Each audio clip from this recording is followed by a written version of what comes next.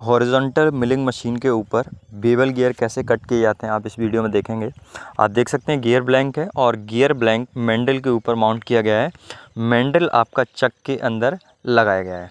ये work piece है जो कि जनरली सीएनसी मशीन से मशीनिंग होने के बाद आता है गियर ब्लैंक। और ये हेड है पूरा, और हेड को आप किसी भी एंगल पे इंक्लाइन कर सकते हैं जैसा भी बेवल गियर का एंगल होता है। और ऊपर आप देख सकते हैं आर्बर है जो कंटिन्यूसली रोटेट हो रहा है।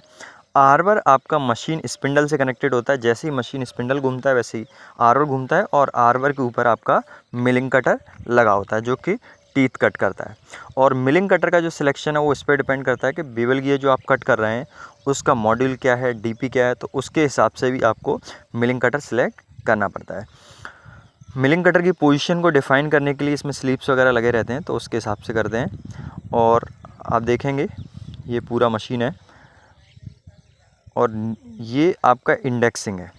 ये इंडेक्सिंग से बेसिकली आप ये डिसाइड करते हैं कितने नंबर ऑफ़ टीथ कट करने हैं। जितने नंबर ऑफ़ टीथ कट करने होते हैं उसके हिसाब से मूवमेंट होता है। आप देखिए यहाँ पे 30 टीथ कट करने हैं तो एक फुल रोटेशन करते हैं, और उसके अलावा 1/3 रोटेशन भी करते हैं। तो इसमें आपने देख सकते हैं, और इसका पूरा कैलकुलेशन आप देख सकते हैं।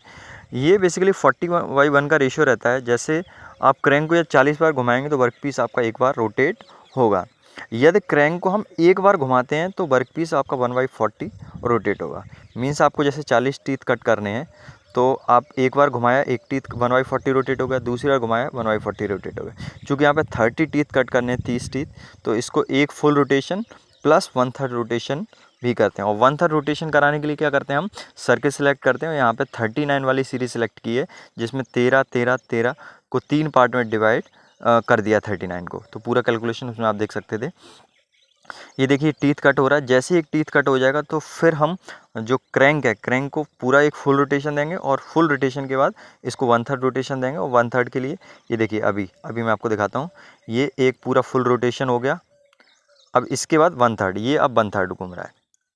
इसमें बेसिकली 39 वाला सेलेक्ट किया हमने, और चौक से आप देख सकते हैं इसमें 3 मार्किंग है, तो उसको डिवाइड कर दिए। एक फुल रोटेशन फिर एक चौक की मार्किंग को हम आगे बढ़ा देते हैं। ये देखिए कंटिन्यूसली कूलेंट सप्लाई करते हैं जिससे आपका फ्रिक्शन कम जनरेट हो, और जो टीथ बने वो टीथ भी अच्छा बने। और ये हैंड व्हील जो घुमा रहे हैं इससे टेबल का मूवमेंट करा रहे हैं। इसमें बेसिकली 3 हैंड व्हील लगे होते हैं जो कि एक्स, वाई और जेड डायरेक्शन में मूवमेंट कराते हैं। और आप टेबल देख सकते हैं, टेबल के ऊपर ही आपका हेड माउंटेड होता है। हेड के अंदर चक लगा हुआ है, चक के अंदर आपका वर्क पीस लगा रहता है मैंडल के थ्रू। ये आप देखेंगे स्पिंडल है, पूरा मशीन देख सकते हैं। और ये ऐसा मशीन है जिसको हम हॉरिजॉन्टल मशीन भी यूज़ कर सकते हैं, as a vertical milling machine भी यूज़ कर सकते हैं। अभी उसका यूज़ नहीं है तो हम उसको यूज़ नहीं कर रहे हैं वर्टिकल के लिए, उस हेड को अलग कर दिया है। ये जो हैंड व्हील है इससे आप टेबल को आगे पीछे मूव करा सकते हैं, ठीक है। और ये हैंड व्हील है उससे टेबल को इधर उधर मूव करा सकते हैं। और ये तीसरा जो हैंड व्हील है इससे टेबल को ऊपर नीचे vertically up and down move करा सकते हैं। और ये आप हेड का इंक्लिनेशन देख सकते हैं। और यहाँ पे बेसिकली अंदर गियर बॉक्स है जिससे आप different set of speed achieve कर सकते हैं। और ये 3 लीवर है। सबसे एक्सट्रीम राइट में आप नीचे की तरफ देखेंगे पहला लीवर है, फिर उसके ऊपर दूसरा है, और लेफ़्ट में जो लीवर है वो तीसरा है। तो इन तीनों की पोजीशन से, लीवर की पोजीशन से आप क्या कर सकते हैं, स्पीड अचीव कर सकते हैं। इसमें पूरा चार्ट दिया है। इस चार्ट के हिसाब से जैसे जैसे आप लीवरों को अरेंज करेंगे उसके हिसाब से आपको डिफरेंट स्पीड मिलती जाएगी। ये देखिए यहाँ पे टेबल के मूवमेंट कराने के लिए लीड स्क्रू लगा हुआ है और अंदर नट लगा हुआ है। तो नट एंड स्क्रू मैकेनिज्म से आपका टेबल आगे पीछे मूव करता है।